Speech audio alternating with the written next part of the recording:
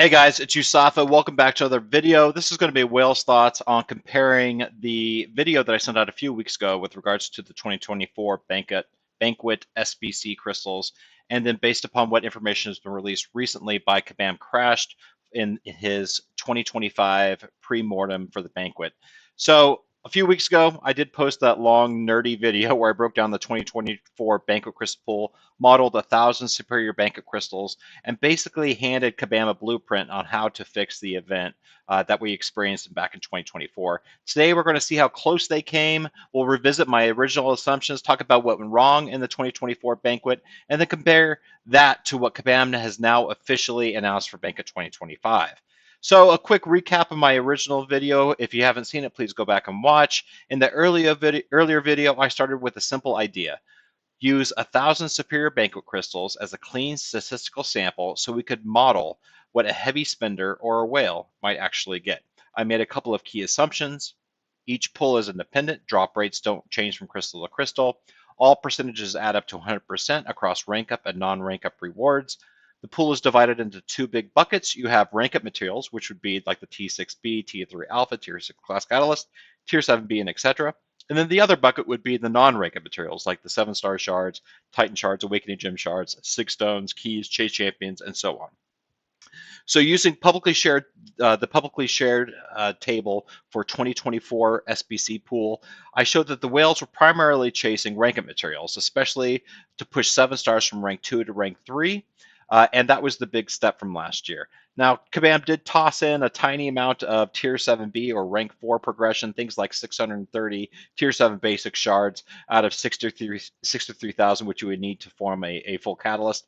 But the real chase was still moving 7 stars from Rank 2 to Rank 3. So what went wrong with 2024?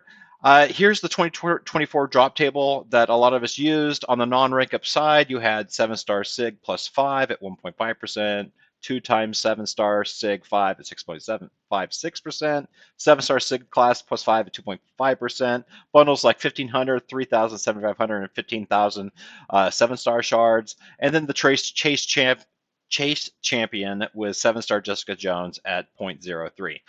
Then we took a look at the rank up mats. The actual bottlenecks were Tier 3 Alpha and Tier 6 Basics. The rest of the materials really didn't matter if you're primarily stuck on those two.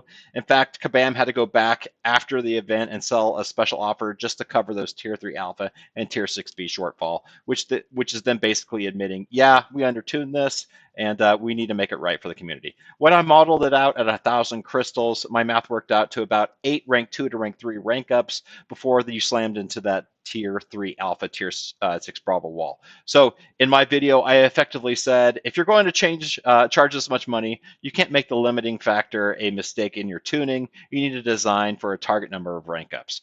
So I rebalanced the pool and said, let's fix the bottleneck and let 1,000 SBCs support 12 full rank ups.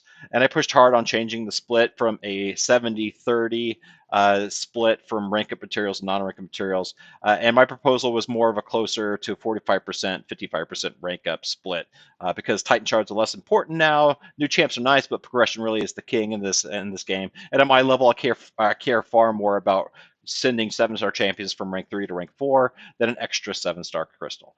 So fast forward to what Kabam Crashed actually sent out yesterday in his pre-mortem. Kabam dropped a Banquet 2025 pre-mortem, something that they've never really done before, and it specifically called out 2 big design goals. Number 1, fix the crystal opening experience, and number 2, increase the perceived value of the realmed event ranked rewards.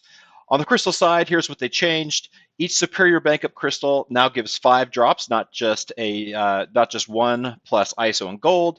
They pulled the Tier 6B, Tier 3 Alpha, and Tier 6 CC out of the main prize pool and grouped them as progression catalyst fragments, giving them freedom to balance those without wrecking the rest of the table.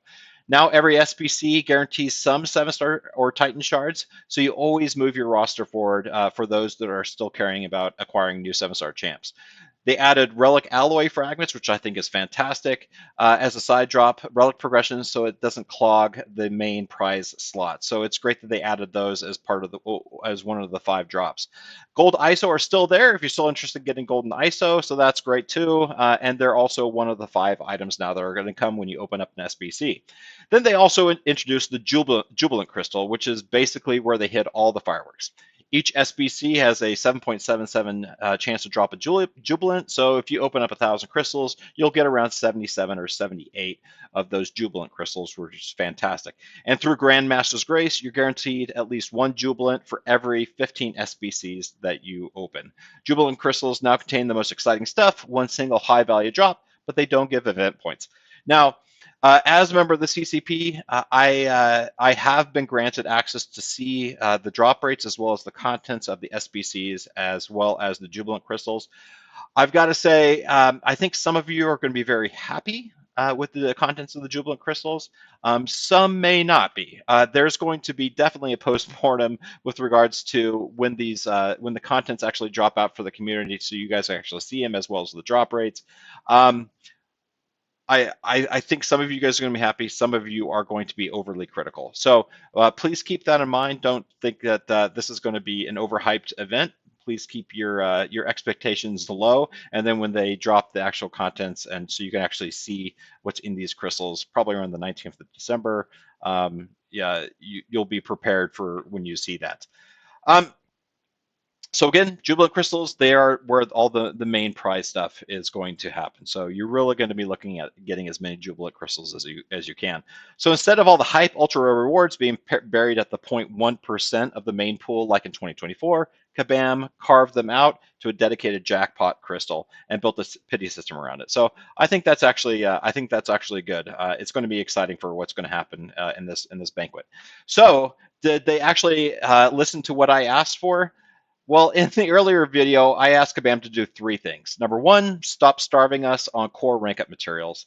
Number 2, shift the SBC economy into rank up instead of some random shinies that you're going to be giving us, and make big spending feel like it actually moves your account as opposed to just staying stagnant. So how do they do? Well, number 1, rank up versus non-rank up split. I wanted them to move from a 70-30 split to more of a 45%, 55% rank up. So Kabam doesn't actually publish the exact percentages in the pre-mortem, but the structure tells us a lot. Progression catalysts are now a dedicated drop, which is fantastic. Shards are now a dedicated drop. Main prize still exists in the crystals, and the Jubilant carries a lot of the flashy value.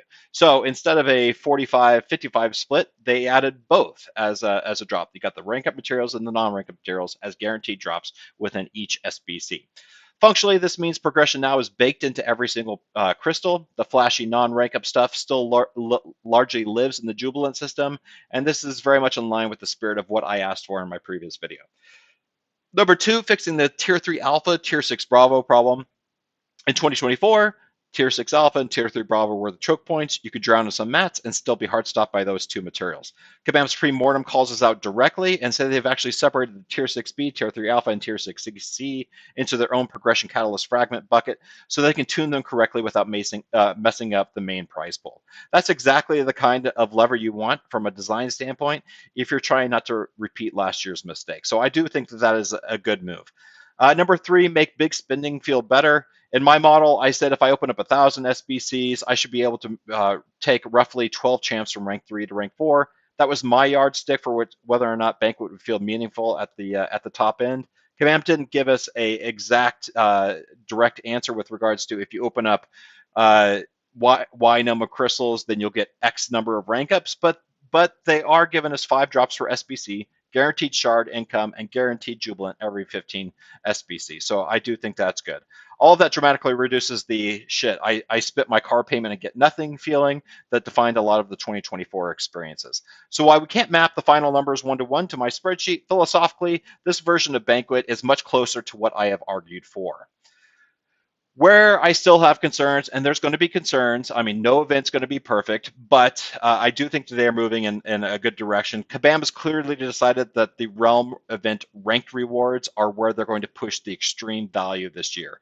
They've identified that rank 6 Punisher for the top 3, literally only rank 6 champions in the game for about a year.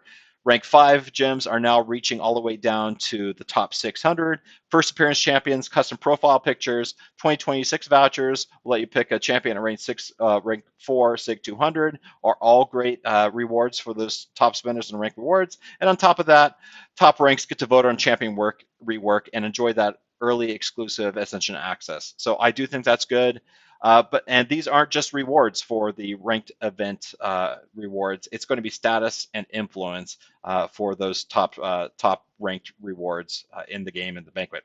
So yeah, they made the crystals feel better, but they also tightened the link between extreme spending and true exclusivity. If you're a moderate spender, you're going to get a better experience this year. If you're chasing the top of the leaderboard, you're stepping into the most aggressive FOMO ecosystem this game has ever seen. So be prepared for that. So who should do what? So let me close this out with some practical guidance and the same mindset I used when I ran the 1,000 crystal model. Free to play, light spenders, use units to hit the best milestones, treat crystal openings as a bonus, not the objective, and don't even look at the leaderboard, not even once. Mid spenders, track how many SBCs you're opening so you know where you are on the Jubilant pity timers. Set a hard cap before you start. Don't get baited into realm leaderboard chasing unless you know you can go very deep. Whales and above, plan your unit and cash spend in advance. Decide your target rank on what it would realistically cost. And remember, Kabam just made the experience smoother, but they also made it easier to justify just a little more because the crystals almost always feel good now when you open them. From a pure design standpoint, Banquet 25 is smarter, more engineered system than 2024. From a player standpoint, you still have to decide if they deserve your money. So I'll keep digging into the numbers as more data comes in from the live event, and I'll compare real openings to the models that I've shown you here. If you found this helpful, hit like, drop a comment on how many SBCs you're planning on opening, not how many you end up opening, and consider subscribing. I'm USAFA, fly smart, spin smarter, and I'll see you in the next briefing.